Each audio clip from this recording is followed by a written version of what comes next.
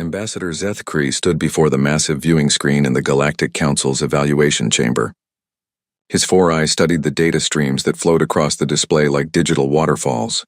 After 300 years of service to the Council, he had seen many species apply for membership. Most followed predictable patterns. The humans were different. The species called themselves humans and came from a blue-green world they named Earth. They had only developed faster than light travel 23 standard years ago. This made them very young in galactic terms. Most species took centuries to master such technology, yet here they were, requesting full membership in the Galactic Council. "Tell me again about their military history," Zethkri said to his assistant, Commander Rixal of the Centauri Defense Force. Rixal's tentacles moved across his data pad with practiced ease. "Strange patterns, Ambassador. Their recorded conflicts are brief but decisive. Very decisive. In the past 1,000 Earth years, they have fought over 200 major wars. Most lasted between 1 and 10 years. None lasted more than 12 years. Zethkri made a sound that roughly translated to surprise. 12 years maximum? The average Council war lasts 80 to 120 years. How do they end conflicts so quickly? That is what makes them unusual, sir. They do not seem to fight for territory or resources like most species. When humans fight, they appear to fight for something they call total victory. They continue until their enemy surrenders completely or can no longer fight." The ambassador moved to another screen showing human military capabilities. Their fleet was small compared to other council members. Only 47 interstellar ships. Most carried mixed crews of soldiers, scientists, and engineers. This was odd. Council species usually kept their military and civilian sectors separate. "What about their technology level?" Zethkri asked. "Advanced in some areas, basic in others," Rixal replied. "Their weapons technology is about average for a new spacefaring species. Their ships are well designed but not remarkable.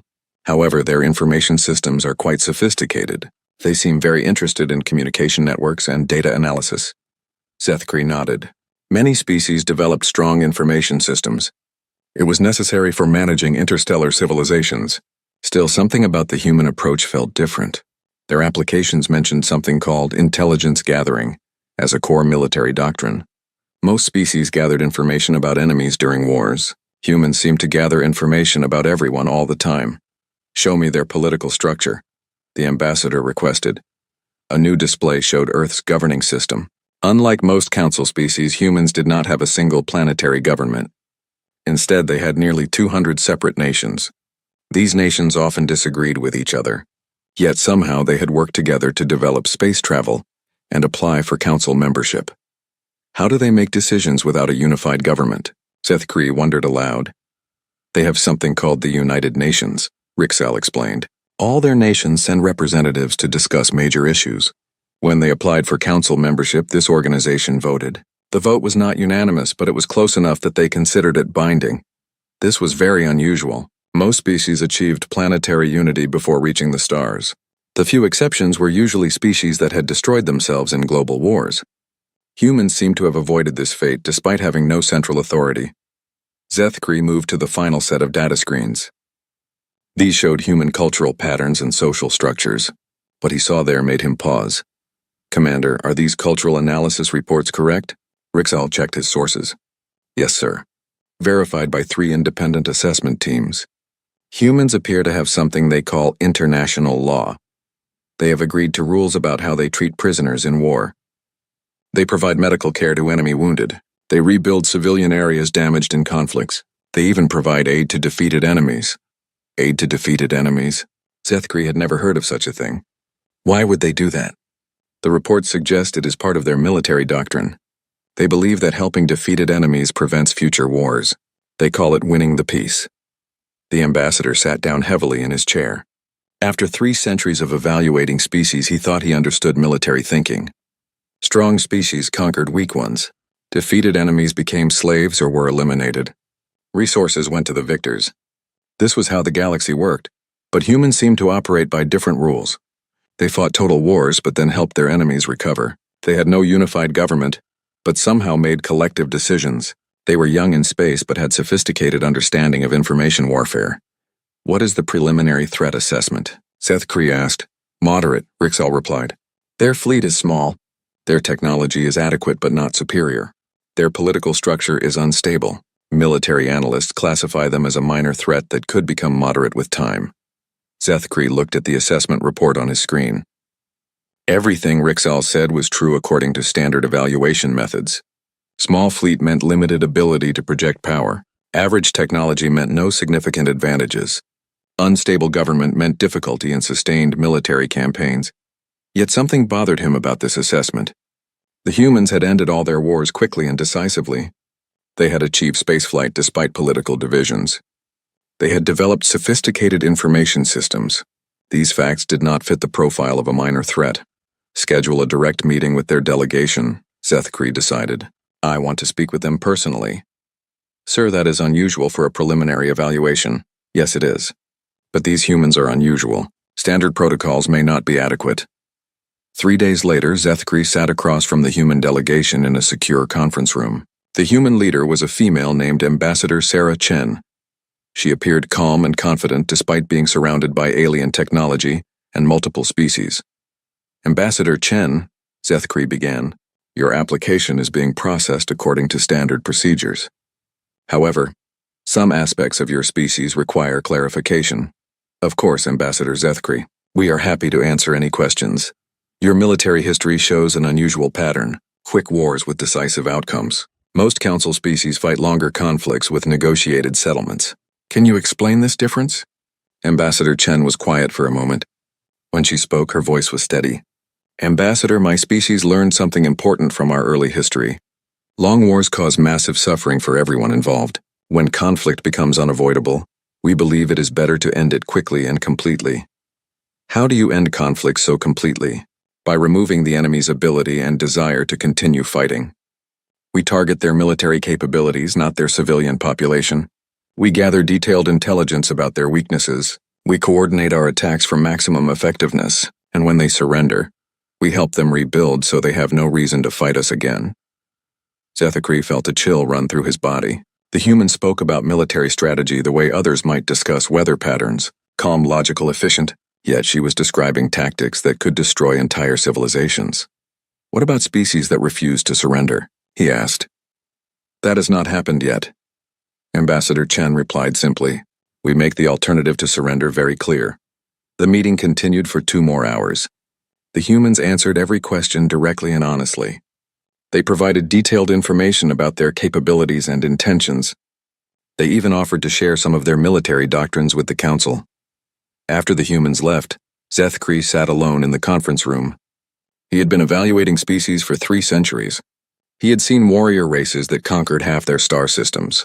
He had seen technological species that could destroy planets. He had seen ancient civilizations with wisdom beyond measure. But he had never seen anything quite like humanity. They were not the strongest species he had encountered. They were not the most advanced. But there was something about their approach to conflict that was both terrifying and fascinating. They did not fight wars the way other species did. They solved military problems. They ended conflicts permanently.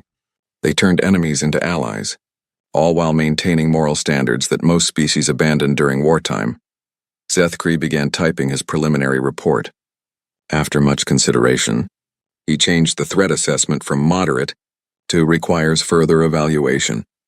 Something told him that humanity would change the Galactic Council's understanding of warfare itself. He had no idea how right he was. War leader Gorthak studied the tactical display in his command ship's bridge. The holographic star map showed human territories glowing in soft blue light. 3 outer colonies. Minimal defenses. Perfect targets for what his people called a testing raid. The Gorthak Empire had ruled through strength for over 2,000 years. When new species joined the Galactic Council, the Gorthak tested them. A few raids, some destroyed ships, maybe a captured colony or 2. Most species learned quickly to pay tribute or accept Gorthak protection. It was efficient. It maintained the natural order. Begin the assault, Gorthak commanded. His ship led a force of 37 Gorthak vessels toward the human colony of New Perth. Intelligence reports said it was a mining settlement with about 50,000 civilians and minimal military presence. The Gorthak attack followed their standard pattern. They emerged from hyperspace in formation. They broadcast surrender demands. They waited for the predictable response. Usually new species tried to negotiate or called for help from the council. Some attempted desperate defensive actions. All eventually submitted. But the humans did something unexpected. They said nothing. War Leader, his communications officer, reported, "The humans are not responding to our surrender demands. Scan for defensive preparations," Gorthak ordered. "No unusual activity detected, sir." The colony appears to be continuing normal operations. This was puzzling. Most species at least tried to mount some defense when faced with superior force. The humans seemed to be ignoring the Gorthak fleet entirely. "Begin bombardment of military targets," Gorthak decided. "Show them we are serious." The Gorthak ships opened fire on the colony's small defense station. The station was destroyed in minutes. Still, the humans did not respond. They did not evacuate. They did not surrender. They simply continued their daily activities as if nothing had happened. "Sir," the tactical officer said, "this is very strange behavior. Should we target civilian areas?" "No," Gorthak replied firmly. "We are testing their military resolve, not committing genocide. Target their communication arrays and landing platforms." For the next 6 hours, the Gorthak systematically destroyed New Perth's military infrastructure. The humans offered no resistance. They sent no distress calls. They acted as if the attack was not happening. "War Leader," the communications officer suddenly announced, "we are receiving a transmission from the colony." "Finally," Gorthak muttered. "Put them on the main screen." A human appeared on the display. He was an older male wearing simple civilian clothing. He looked calm and slightly sad. "I am Governor Martinez of New Perth Colony," the human said. "I want to inform you that your attack is being recorded and transmitted to our home system. We will comply with reasonable demands while this situation is resolved." "Reasonable demands?" Gorthak was confused. "You will surrender your colony and submit to Gorthak authority." "I'm afraid that's not reasonable," Governor Martinez replied. "However, we will not interfere with your current activities as long as you avoid harming civilians." The connection ended before Gorthak could respond. The war leader stared at the blank screen in disbelief. In 2,000 years of conquest, no one had ever called Gorthak demands unreasonable and then ignored them. "Sir," the sensor operator called out, "I'm detecting unusual activity in the outer system." "What kind of activity?" "Unknown ships moving at high speed. They appear to be human vessels, but our intelligence said this system had minimal defenses." Gorthak frowned. "How many ships?" "Difficult to determine, sir. The sensor readings are unclear. Possibly 3 to 5 vessels. 5 ships against 37. Continue the bombardment." But over the next 18 hours, strange things began happening to the Gorthak fleet. Ships started reporting system failures. Communication arrays went offline without explanation. Engine problems forced vessels to drop out of formation. Navigation systems provided incorrect coordinates. "War Leader," his chief engineer reported, 7 ships have lost primary power. 4 more are reporting total communication blackouts. The technical problems appear to be spreading through the fleet. "How is this possible?" "Run full diagnostics on all systems. We have, sir. No obvious causes can be identified. The failures seem random but are happening too frequently to be coincidental." Gorthak felt a cold sensation in his primary stomach. "Are we under attack?" "No energy weapons detected, sir. No incoming missiles. No signs of enemy action." Yet the Gorthak fleet continued to degrade. Within 36 hours, only half their ships remained fully operational. The others drifted in space with dead engines and silent communication systems. "War Leader," the communications officer said urgently, "we are receiving a priority message from Gorthak Command." The face of Supreme War Leader Morthak appeared on the screen. His expression was grim. "Gorthak, report your current status immediately." "Supreme War Leader, we are encountering unexpected technical difficulties with our fleet. The human colony remains secured, but "Forget the colony," Morthak interrupted. "Our home system is under attack." Gorthak felt his blood turn to ice. "Under attack by whom?" "We don't know. Every military installation in our core systems has been destroyed.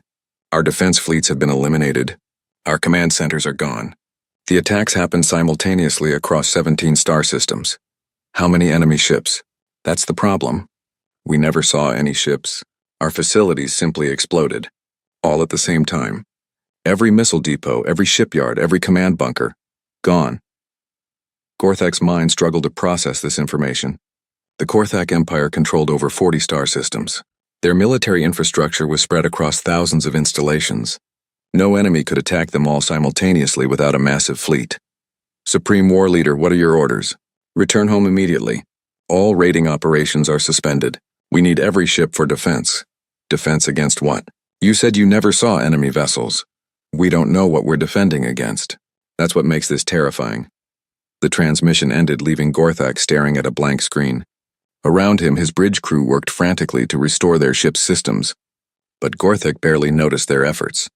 He thought about the human governor's calm demeanor, the lack of resistance to the Gorthak attack, the mysterious technical failures affecting his fleet, the simultaneous destruction of Gorthak military infrastructure across 17 star systems. A terrible suspicion began forming in his mind. The humans had not ignored the Gorthak attack. They had responded, but their response was unlike anything the galaxy had ever seen. "Communications officer," Gorthak said quietly. "Contact the human colony." Governor Martinez appeared on the screen again. He still looked calm and sad. "Governor," Gorthak began carefully, "I have received disturbing reports from my home systems. Are your people responsible for attacks on Gorthak military installations?" "War Leader Gorthak," the governor replied. "Your empire attacked our colony without provocation. Did you expect us to do nothing? But how? Your species has only been in space for 23 years. You have 47 ships. We have thousands of installations across dozens of systems." Governor Martinez was quiet for a moment. "War Leader, did you think we would apply for Galactic Council membership without understanding the military situation in our region? Did you believe we would expand into space without preparing for potential threats?" A chill ran down Gorthak's spine. "What are you saying?" "We have been monitoring Gorthak activities for 15 years. We know the location of every military facility in your empire. We understand your communication networks, your supply chains, your command structures. When you attacked our colony, we were ready. Impossible. Our security systems are impenetrable. War Leader, you have been transmitting all your operational data to us for 3 years. Your communication networks have been compromised since before we applied for council membership. We know everything about your military capabilities because you told us yourselves." Gorthak felt sick. "The technical failures affecting my fleet? Your ships have been receiving updated software patches through your standard communication channels. Those patches included certain modifications to your systems. You've been sabotaging us for years. We've been preparing for this moment. When the Gorthak Empire decided to test humanity, we were ready to pass that test." The governor's expression grew serious. "War Leader, your empire's military capability has been eliminated. Your civilian populations are unharmed. Your government remains intact. However, your ability to threaten other species has been permanently removed. What do you want from us?" "Nothing," Governor Martinez replied. "Return to your territories. Care for your people. If you need assistance rebuilding your defensive capabilities, we will provide it. If you choose to resume aggressive actions against any species, we will respond accordingly. You would help us rebuild?" "War Leader, we do not seek conquest or revenge. We seek peace. Helping former enemies rebuild prevents future conflicts. It is more efficient than permanent occupation." The transmission ended, leaving Gorthak alone with his thoughts. In 72 hours, humanity had accomplished what no species in galactic history had ever done. They had ended a conflict before it truly began. They had eliminated an entire empire's military capacity without harming civilians. They had turned a test of strength into a demonstration of capabilities that defied understanding. And they had done it all while the emergency session of the Galactic Council convened just 18 hours after the Gorthak Empire sent their formal distress call. Representatives from 43 species filled the Great Assembly Hall on Council Station Alpha. The air hummed with nervous energy in dozens of different languages as delegates tried to understand what had happened. Ambassador Zethkri stood at the central podium, his 4 eyes scanning the assembled representatives. In 300 years of service, he had never called an emergency session. The rules required a clear and immediate threat to galactic peace. The destruction of the Gorthak military definitely qualified. "Honored delegates," Zethkri began, "we face an unprecedented situation. The Gorthak Empire reports that their entire military infrastructure has been destroyed in a coordinated attack. Initial estimates suggest over 4,000 installations were eliminated simultaneously across 17 star systems." A wave of shocked sounds rippled through the assembly. The Veltar delegate, Ambassador Kethri, raised one of her 6 arms. "Ambassador Zethkri, such an attack would require a massive fleet. Do we know which species is responsible?" "The humans," Zethkri replied simply. The shock in the room was immediate and profound. Delegates began talking urgently among themselves in dozens of languages. Several representatives activated their translation devices to make sure they had understood correctly. The humans, called out Admiral Vexitar of the Regilian Defense Force. Their entire fleet consists of 47 ships.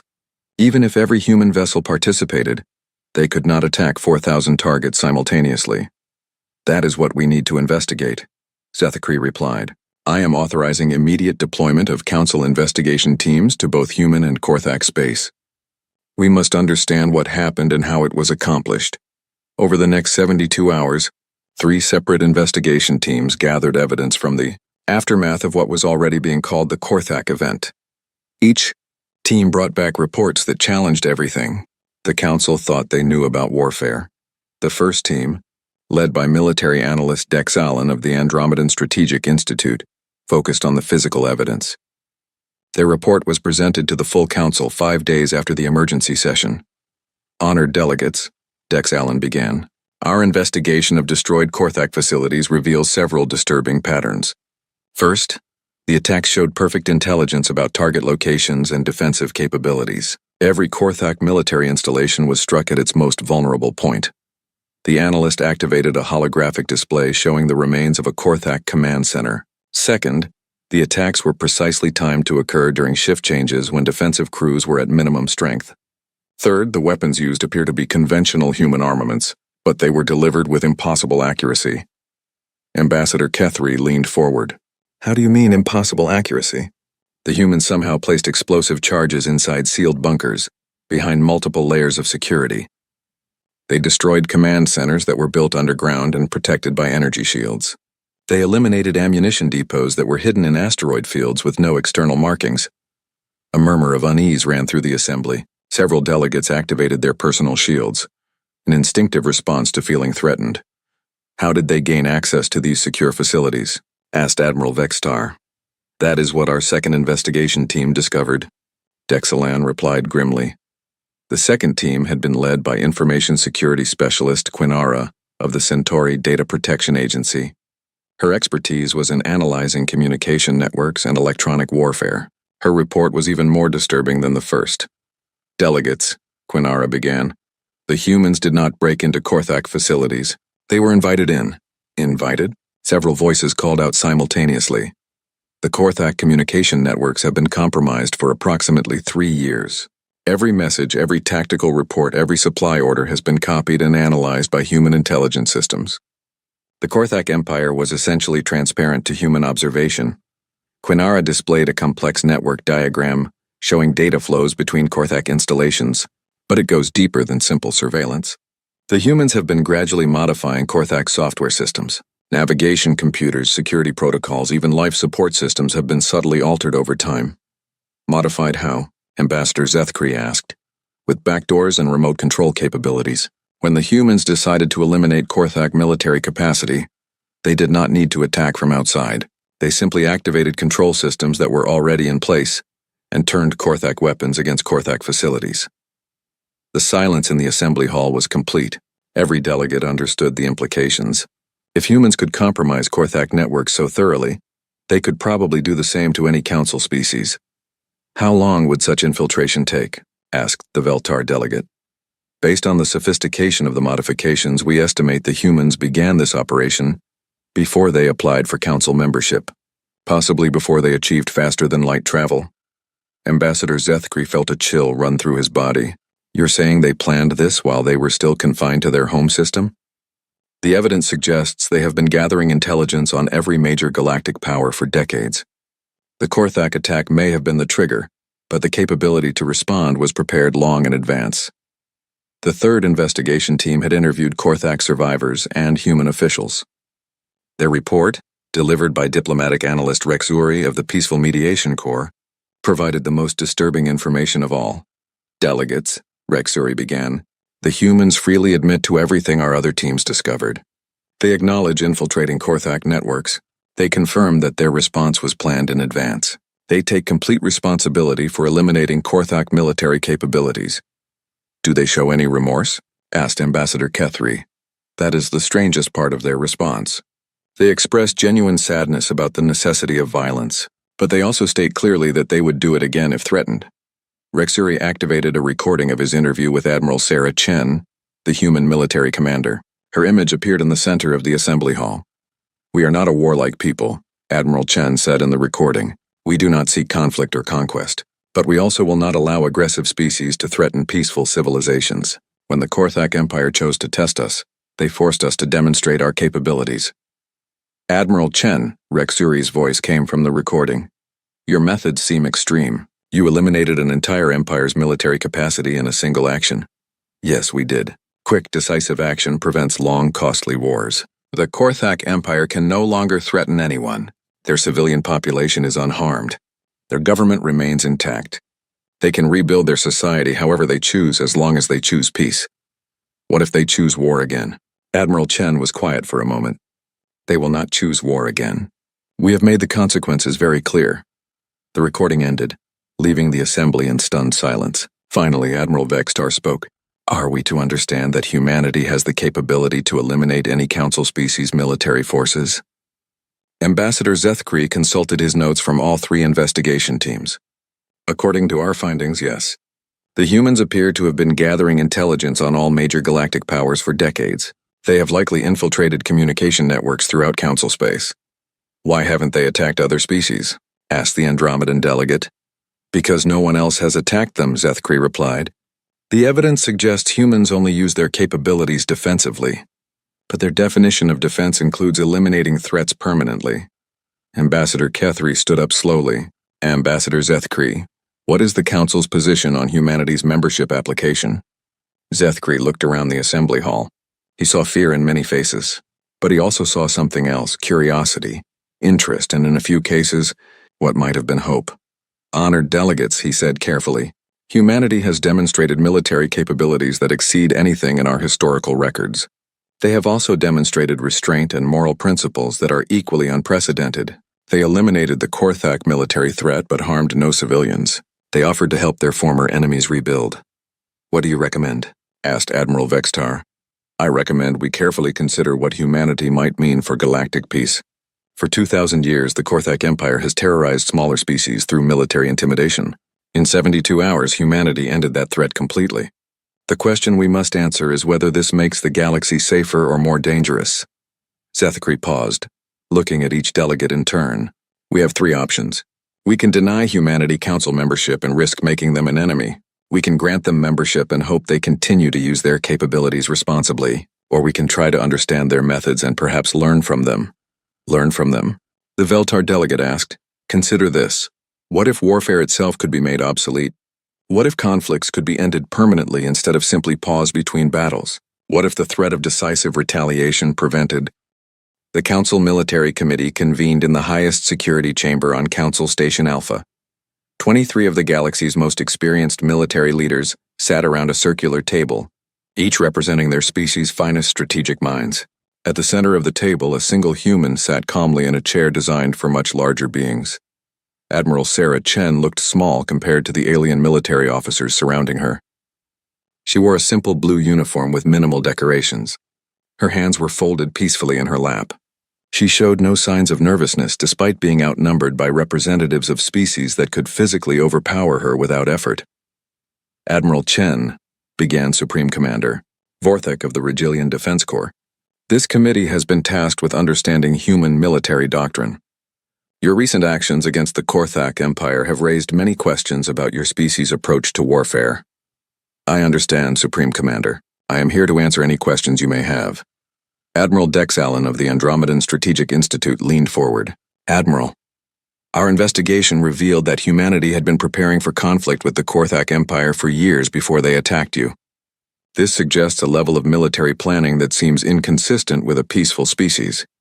Admiral Dex Allen, may I ask you a question in return?" "Proceed. Do you maintain military forces?" "Of course. All civilized species maintain defensive capabilities. Why?" Dex Allen paused, clearly considering the question obvious.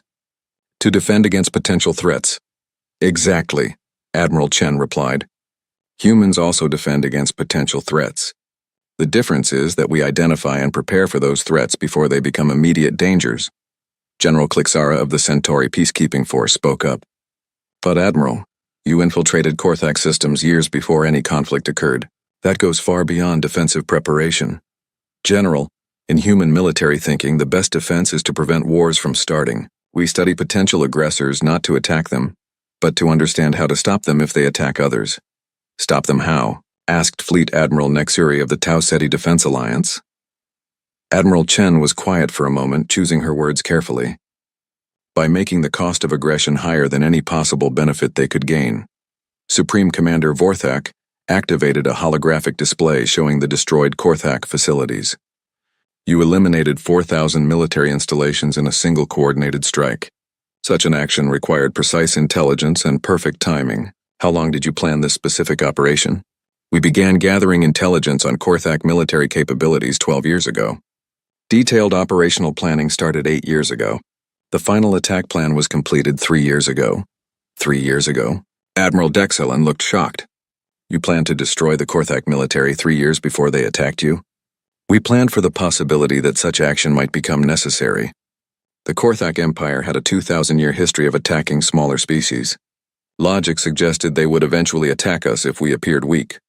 General Klixara leaned back in her chair. Admiral, that level of preparation seems to indicate aggressive intent rather than defensive planning. General, may I share with you the core principle of human military doctrine? Please do. Admiral Chen stood up and moved to the holographic projector. With the committee's permission, she activated a display showing human military doctrine documents. Human military thinking is based on a simple principle. War is the failure of civilization. When forced into conflict, we do not seek victory. We seek to permanently remove the threat while minimizing all casualties. The display showed comparative data on galactic conflicts over the past 1,000 years. Bar graphs and charts illustrated typical war durations, casualty rates, and resolution outcomes. Most galactic conflicts follow a predictable pattern, Admiral Chen continued. Military forces engage in battles over months or years. Populations suffer. Resources are destroyed. Eventually, one side gains advantage and negotiates from strength. The defeated side accepts terms but often resumes conflict when they recover. Supreme Commander Vorthak studied the data. This pattern describes most conflicts in Council history. What is wrong with negotiated settlements? Nothing if they actually end conflicts. But look at this data. The display changed to show recurrence rates for galactic conflicts. Species that fought wars often fought the same enemies multiple times over centuries. Negotiated settlements frequently fail because they do not address the root causes of conflict. The defeated side may accept terms temporarily, but they often view the settlement as unjust. When they recover strength, they resume hostilities. Admiral Dexalen frowned. Are you suggesting that negotiated peace agreements are ineffective? I am suggesting that incomplete victories lead to recurring wars. Humans prefer permanent solutions. Meaning what? Asked General Klixara. Admiral Chen touched the projector controls again. The display showed a detailed breakdown of the Korthak operation. When the Korthak Empire attacked our colony, they forced us to solve a military problem. The problem was not how to win a battle against their fleet. The problem was how to ensure they would never threaten anyone again. The committee members studied the operational details in silence. The precision and scope of the human response was beyond anything in their experience. Our solution was to eliminate their military capability so completely that rebuilding would take decades. During that time, we provide reconstruction assistance and help them develop economic alternatives to conquest. By the time they could rebuild military forces, they have prosperity to lose and no reason to risk it. Fleet Admiral Nexuri shook her head. Admiral, this approach requires massive intelligence capabilities and perfect operational execution. How do you maintain such capabilities without other species detecting them? Admiral, humans have been observing galactic civilization for over 50 years through various means. Radio communications, electronic surveillance, infiltration of public networks. We began this process before we achieved faster-than-light travel. 50 years? Supreme Commander Vorthak looked alarmed. You have been spying on Council species for 50 years? We have been learning about our neighbors for 50 years. When we developed space travel, we wanted to understand the political and military situation we were entering. Admiral Chen activated another display showing the scope of human intelligence gathering. The committee members grew increasingly uncomfortable as they realized how much humanity knew about their own military capabilities. Admiral, General Klixara said slowly, If humans have this level of intelligence on all council species, and if your doctrine calls for eliminating threats permanently, how do we know you will not attack us? General, humans only use military force when attacked or when peaceful species are threatened by aggressors. We have no interest in conquest or expansion through violence. But you have the capability to eliminate any of our military forces. Admiral Chen paused. Yes. The simple honesty of her answer sent a chill through the room. Every military leader present understood the implications. Humanity possessed the intelligence and capability to neutralize any council species if they chose to do so. Why should we trust that you will not use these capabilities against peaceful species? Asked Admiral Dexallen. Because our doctrine prohibits it and because it would be inefficient. Inefficient? Admiral, conquest requires ongoing occupation and administration. It creates resistance movements and insurgencies. It diverts resources from productive activities. Humans prefer trade and cooperation to conquest because they produce better outcomes with less cost. Supreme Commander Vorthak leaned forward. Admiral Chen, you speak of war as if it were a business problem to be solved rather than a conflict between civilizations. Commander, that is exactly how humans view warfare. Military conflict is a problem that needs solving. We approach it systematically like any other complex challenge. Does this not concern you? War involves the deaths of thinking beings. For the first time during the meeting, Admiral Chen's calm expression showed emotion. Commander, the loss of life in warfare concerns humans deeply.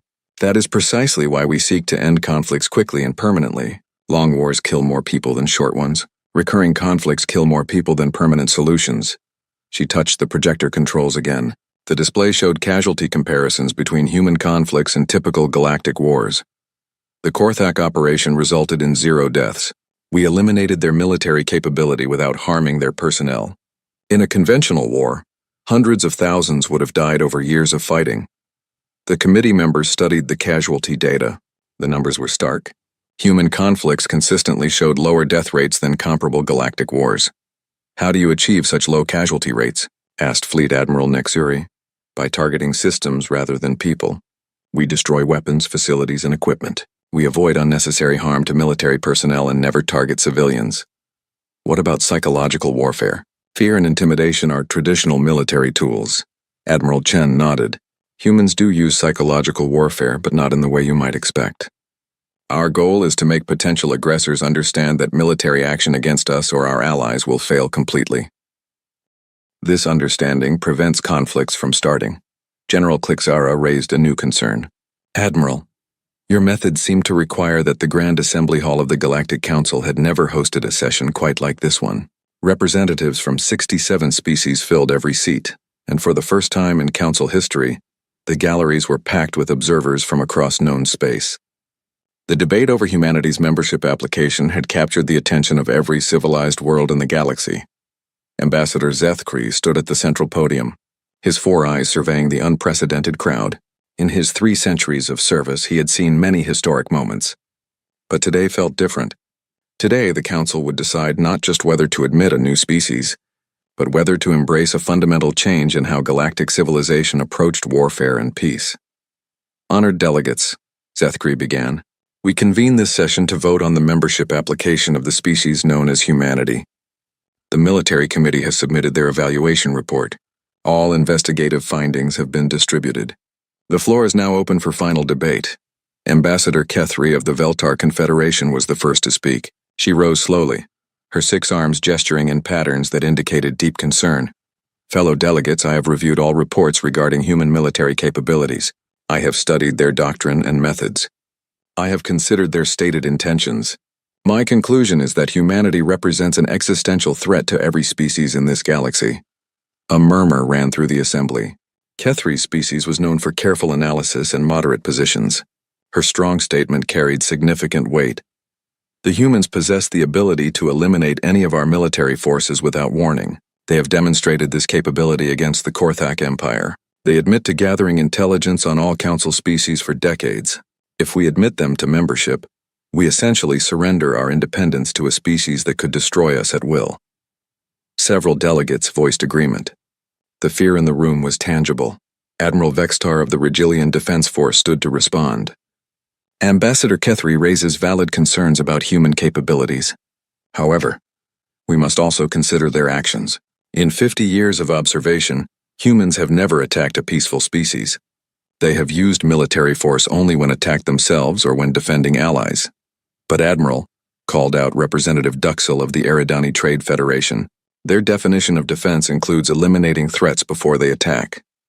How do we know they will not decide that one of our species represents a future threat? The debate continued for hours. Species after species voiced concerns about human military capabilities, methods, and intentions. The fear was understandable. Humanity had demonstrated the ability to end any civilization's military capacity in a matter of days. Finally, Supreme War Leader Morthak of the Korthak Empire requested permission to address the assembly. His appearance at the podium caused a sensation. The Korthak had been the primary victims of human military action. Their perspective would carry enormous weight. Honored delegates, Morthak began. My people have experienced human military doctrine firsthand. 3 months ago, we were the dominant military power in this region of space. Today, our military capacity is essentially zero. The assembly waited in tense silence for his next words. I speak to you not as an enemy of humanity, but as a witness to something unprecedented in galactic history. The humans destroyed our ability to wage war, but they harmed none of our people. They eliminated our military infrastructure, but they left our civilization intact. They ended our capacity for aggression, but they offered to help us rebuild. Morthak paused, looking around the assembly. In 2,000 years of Korthak history, we have conquered 47 species. We have enslaved entire civilizations. We have caused immeasurable suffering across dozens of star systems. The humans ended this reign of terror in 72 hours. Are you defending their actions? Asked Ambassador Kethri.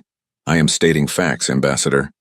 For 2 millennia, the Galactic Council debated, negotiated, and passed resolutions about Korthak aggression. Nothing changed. We continued raiding, conquering, and terrorizing smaller species because the Council could not stop us. Morthak activated a holographic display showing reconstruction efforts in Korthak space. 3 months after the humans eliminated our military capacity, Korthak worlds are experiencing unprecedented prosperity. Without the cost of maintaining massive military forces, we have resources for education, healthcare, and infrastructure. Human advisors are helping us develop trade relationships with species we previously enslaved.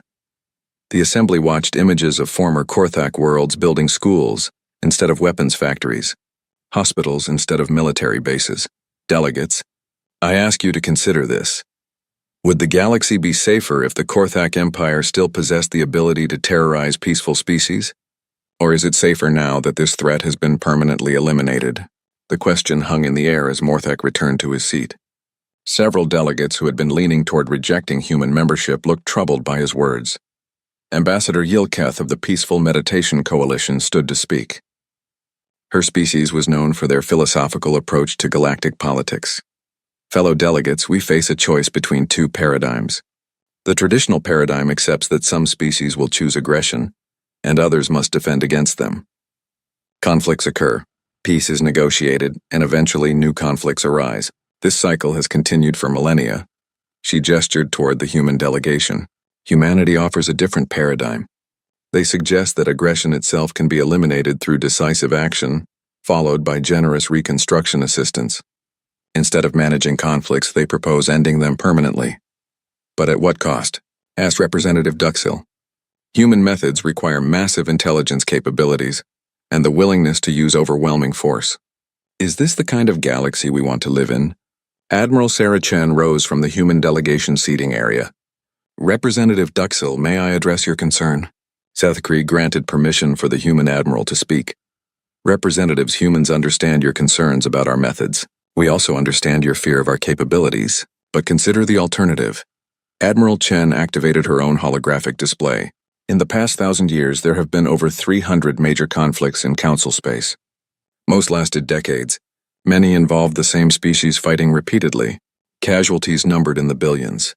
Resources equivalent to the gross domestic product of entire star systems were destroyed. The display showed comparative data on conflict resolution rates. Traditional diplomatic solutions showed a 57% recurrence rate over 50-year periods. Human methods may seem extreme, but they are effective. The Korthak Empire will not threaten anyone again because they cannot threaten anyone again. This is permanent peace, not temporary ceasefire. Admiral, interrupted Ambassador Kethry, your methods work because you have superior capabilities. What happens when all species adopt your approach? What happens when everyone tries to eliminate threats before they become dangerous? Ambassador, that scenario assumes species will continue to pose threats to each other. Human experience suggests that prosperity and security reduce aggressive tendencies. When species feel safe and have opportunities for growth, they rarely choose conquest. Admiral Chen changed her display to show economic data from former conflict zones. Every region where human methods have been applied has seen increased trade, technological advancement, and living standards. Peaceful competition replaces military competition. The debate continued as the afternoon progressed. Gradually, a consensus began to emerge around 3 key points. First, humanity clearly possessed unprecedented military capabilities. Second, they had shown remarkable restraint in using those capabilities. Third, their methods had produced results that traditional diplomacy had failed to achieve. As evening approached, Ambassador Zethkri called for final statements before the vote. Delegates, we stand at a crossroads. We can reject humanity's membership and maintain the status quo. We can accept them provisionally and monitor their actions, or we can embrace their approach and work with them to create a new model for galactic peace. Representative Duxil stood once more. Ambassador Zethkri, I have listened to this debate carefully. I am still concerned about human capabilities, but I am more concerned about what happens if we reject them. Explain your reasoning. If we deny them membership, we force them to operate outside Council authority. They will still defend themselves and their allies. They will still gather intelligence and prepare for threats, but they will do so without Council oversight or input. That seems more dangerous than working with them. Ambassador Kethry nodded slowly. Representative Duxil makes a valid point. Perhaps the question is not whether humanity should be part of galactic civilization, but how we can best integrate their capabilities with our values. Supreme War Leader Morthak stood again. Delegates, my people have received reports from our intelligence services. 3 aggressive species that were planning expansion campaigns have suspended their operations. They are requesting diplomatic contact with the Council. None of them have been attacked or threatened by humans. They have